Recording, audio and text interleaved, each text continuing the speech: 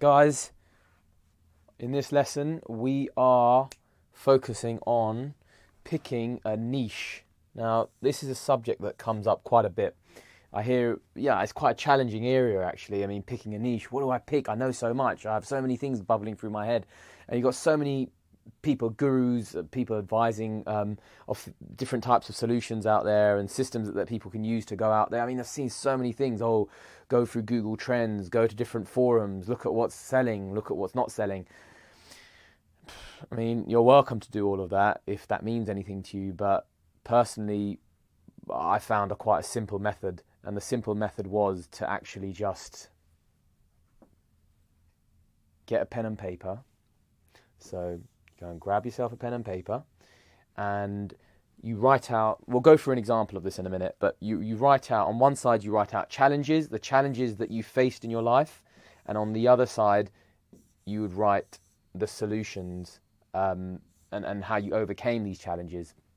So what you do is, as you start to write out the challenges and the different things that you overcame in your life, and we have all overcome a multitude of things, and the way we overcame them will be of interest to other people that are going through these same issues. So obviously we overlook this. I mean, a lot of people, we have these limiting beliefs that kick in, and we start to tell ourselves, oh, no one will want to know about my solution, no one will want to hear about what I have to say. There's loads of things that kick in, and eventually we just do nothing. And so this is the problem that takes place. So get a pen and paper, write down your challenges, note them down, and then on the other side write down the solutions. So exactly what did you do to overcome this challenge? Write down, summarize on the steps. I'm not on this piece of paper. You don't want to have an exhaustive list of everything that you did, but just summarize. So you had this. It could be a health problem. I had acne. Okay, what exactly did you do to overcome that? Okay, I did this. Okay, and I solved it like this. And then write down the steps. Then what will happen is eventually you might start to actually write out a few too many solutions, or you might write too many loaded up sort of challenges, and obviously at that point you start to break it down. I'm gonna give you an example of this. We'll go through this and the way to sort of break things down in a minute. And then at the end of that, you always want to be thinking one problem, one solution. So the whole aim behind all of this is to really, really simplify everything, and we want to be thinking, what's the one problem that we can solve? One problem, one solution. And really this one concept will help.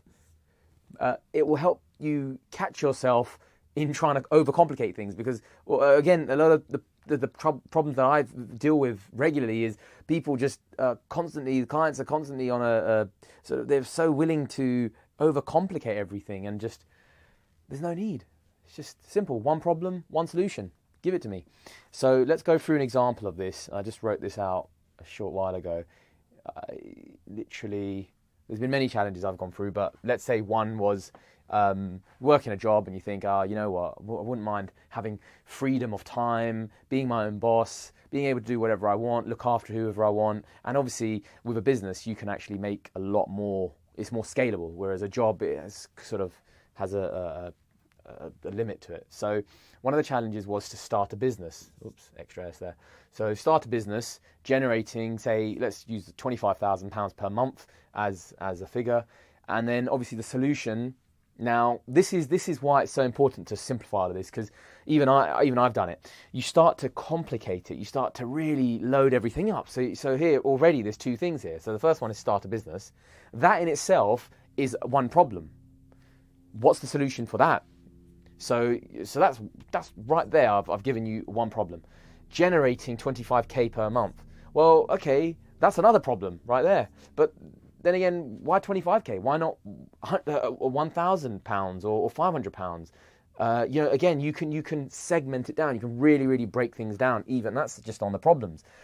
Then you look at the solutions and you think, okay, what was this? What was it? What did I do step by step? Let me think about that. And so the step one was obviously set up a limited company. So you'd set up a limited company, and that would be through Companies House or whatever authorities that are regulating it wherever you are. And then you'd be, the next step would be to obviously have a bank account, business bank account. So you'd have to have a business bank account set up. You'd have to go there. I think they do a few interviews and stuff just to make sure that the business is legitimate. Then I obviously, at the time, I think the business that I set up initially, the original one, years and years ago, was it required cash flow. So for the cash flow, obviously the account doesn't have any money in it, so you have to declare a business director's loan in there. So you put a loan in there, that's funds that I'm putting in from my personal cash into the business, and obviously that becomes a director's loan. And the accountant obviously writes that off later on. So, and then the next stage obviously was to find clients, and then it went on to setting up a basic website. Note, I don't set up all the website and do all the complicated stuff right at the start, because that will risk procrastination. So if I start to sit there and think, oh, right, now I've got to build a website, but you haven't got any customers. So get calling and find those customers. So a lot of this was done through cold calling. A lot of it was done through cold approaches via online portals, but mainly it was via the telephone. So you got calling, start building up relationships. Then as you're doing that, I'd build up a website. Then it was, okay, you find a client. Now, how do we serve this client? How do we do the best job? How do we give them what they want? And then obviously it comes down to maintaining and retaining client relationships. So that's basically a sort of a setup of basic solutions. Now, there's so much information here. I've given just so much. This is why it's so important to constantly be thinking, right, one problem, one solution. One problem, one solution. So let's say we want to pick the niche of starting a business, because that's the experience that we have. So we pick starting a business, that's the problem.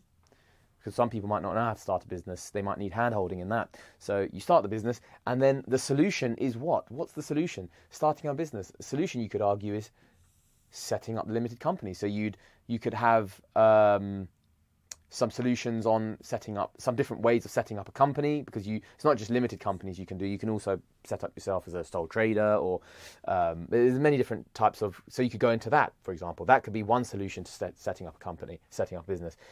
Setting up the banking, that's a part of it. That's part of setting up the business. So you would help whoever it is. Maybe you could talk about. Maybe you would have knowledge on the different types of banks. So you'd have Barclays, for example, and you'd have different rates. Every bank comes with their own sort of rates. So again, you'd be talking about that. So you'd be an expert in that. That would be another part of this solution. What else could you have to plug into starting a business? Again, the loaning the cash, putting cash flow. If it's a services-based business, then you might not need cash up front. But this is again something that you can cover. This is part of the niche. I wouldn't say finding clients is part of starting a business. Setting up a website, yeah, maybe, yeah. Setting up a website could be part of the starting a business, and then I guess that would be enough actually as a one problem, one solution. So you've got like sort of a loaded up solution here, and you've got one problem here. So you've got starting the business. How do we start the business? We set up a limited company. We get the banking rolling. Put some cash in there if cash is needed, and we start a basic website. I mean, that's a summary of one problem and one solution in action right there. And again, obviously you could flesh it out, but that immediately you found a niche literally just from searching within yourself. So there was no need right there to go out there and find what's trending and what's not. These are actual relevant, pertinent problems that people are facing on a daily basis. And you faced it, so guess what? There's other people out there facing it as well. Obviously, you can do a bit of research and just look into what's going on out there and what is happening. But these are sort of evergreen sort of topics that people are always going to have challenges with. So, definitely worth doing this. And that's just an example of it. And I'll go back to this screen for you. So just to summarize, grab a pen and paper, challenges, solutions that you've gone through. We've all gone through different types of things, whatever they are. Just note it all down, just brainstorm it, empty it all out onto that piece of paper, break it down to segments. Don't let each problem and solution be too overcrowded like I just did a second ago. I sort of picked out bits here and there, and always in the back of your mind be thinking the secret sauce: one problem, one solution. One problem, one solution, and boom, you've got it. And that's that.